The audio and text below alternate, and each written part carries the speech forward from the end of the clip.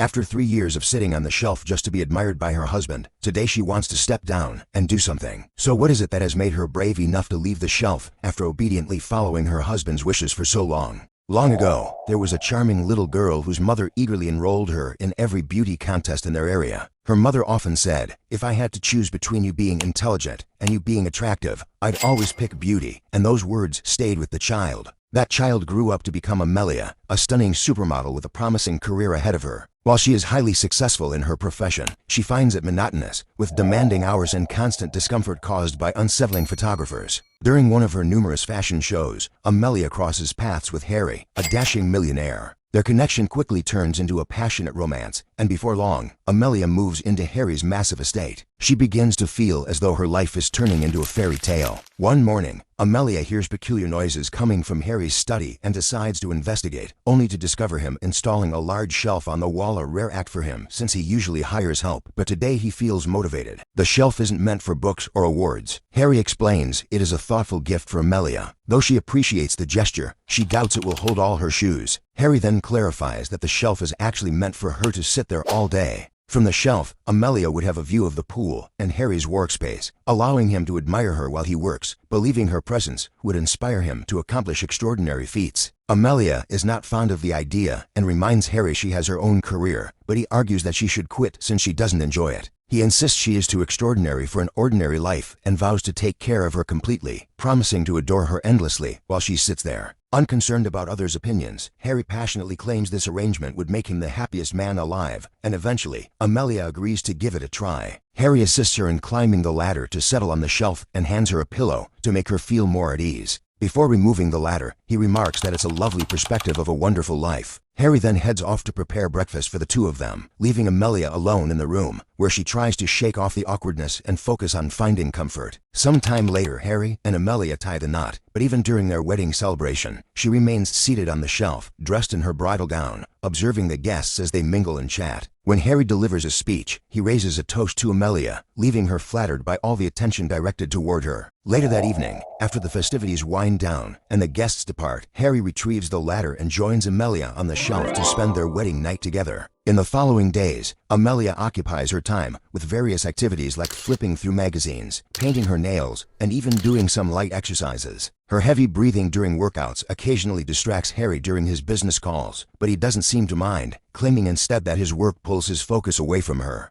Harry also spoils her with extravagant gifts almost daily, including vibrant bouquets, glittering jewelry, and decadent chocolates, finding any excuse to celebrate. Unfortunately, the thrill of this routine soon starts to fade. Sitting on the shelf for hours becomes unbearably dull, and even the housekeeper only speaks to Amelia when absolutely necessary. This lifestyle strips her of her independence, self-determination, and freedom. Over time, Harry's attention wanes as well. He only stops by to blow her a kiss before leaving, and no longer brings her thoughtful gifts. He doesn't even notice the elegant outfits Amelia wears to impress him, and now he grows irritated by any noise she makes while he works, ignoring her attempts at conversation and forbidding her from humming softly. Amelia has been reduced to little more than a piece of decor, a literal display of a trophy wife. One afternoon, Amelia puts on her most dazzling gown, hoping Harry will finally take notice of her. Instead, Harry realizes the natural light isn't reaching his desk and instructs his team to help reposition it. With his back now turned to her, Amelia finds herself staring at the nape of his neck, unable to hold back her tears any longer. 3 years later, Amelia is still sitting on the same shelf. She hears Harry arrive home from work, but he doesn't bother to check on her. His interest in her has completely faded. Desperate, Amelia calls out his name, even shouting, but her husband continues to ignore her. This is the breaking point for Amelia, pushing her to decide that it's time to leave the shelf for good. The descent isn't as simple as it seems. Though the shelf isn't far from the ground, years of confinement have warped Amelia's sense of distance. As practice, she tries throwing one of her shoes down and imagines telling it she wants to break free, but watching it fall only heightens her anxiety. Determined to move on, she repeats the process with her other shoe and resolves to take a leap of faith. Slowly, Amelia starts climbing down, but eventually, her grip slips and she tumbles to the floor. The fall feels terrifying and endless to her, but in reality, she lands quickly and without injury, apart from a bit of discomfort. After years of immobility, walking is a challenge. Her weakened legs struggle to support her. Using nearby furniture for balance, she awkwardly but steadily makes her way outside, ready to embark on a transformative journey of self-discovery. The sensation of fresh air on her skin fills Amelia with joy, and she begins exploring her surroundings, like someone experiencing the world for the first time. Overcome with excitement, Amelia dips her hand into the pool, tosses tennis balls around, twirls through the hallways, and finally slips on a pair of shoes before stepping out to the street and climbing into a passing mail truck, which takes her downtown. Once in the city, her quirky behavior continues as she grows more confident with her steps, moving briskly and feeling like she's finally reconnecting with the world around her. Amelia embraces the truck, greets random passersby, dances atop a table, and even asks a man for a ride on his scooter. The ride is exhilarating, and once they reach the coastal area, Amelia hops off to continue her adventure. She dances with another stranger, rips up a man's parking ticket, joins a yoga class, chases after a dog, and eventually finds herself on the beach, where a group joins her in an impromptu dance. Running into the ocean, the shock of the icy waves jolts her back to reality. Afterward, Amelia tries striking up conversations with people nearby, but they show little interest in her joy and refuse her request for a towel to dry off. Shivering and feeling isolated, Amelia continues wandering through town until she stumbles upon a makeup store. Spotting women getting makeovers, she catches a glimpse of her own reflection in the window, noticing her mascara streaks and smudged concealer.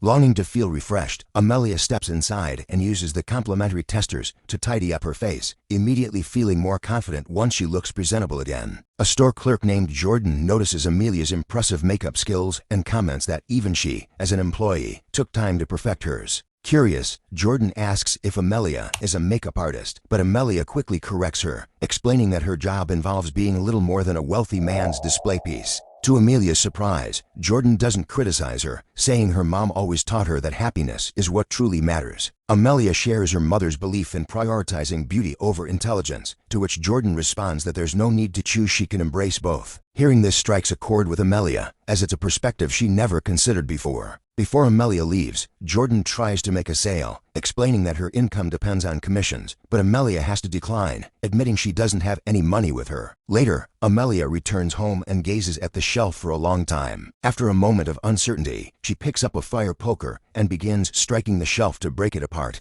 At first, her swings are hesitant. It's daunting to destroy something so significant, but as she continues, a sense of satisfaction takes over, and she smashes it with increasing intensity until the shelf is reduced to pieces. A year later, Amelia launches her own makeup brand and opens a store bearing her name. The business thrives, with lines of eager customers constantly forming outside. Yet, even at the store, Amelia falls into familiar habits. She perches on a display shelf beneath a glowing neon sign that says "Let everyone look," presenting herself as an example of someone who is both stunning and clever enough to run a business.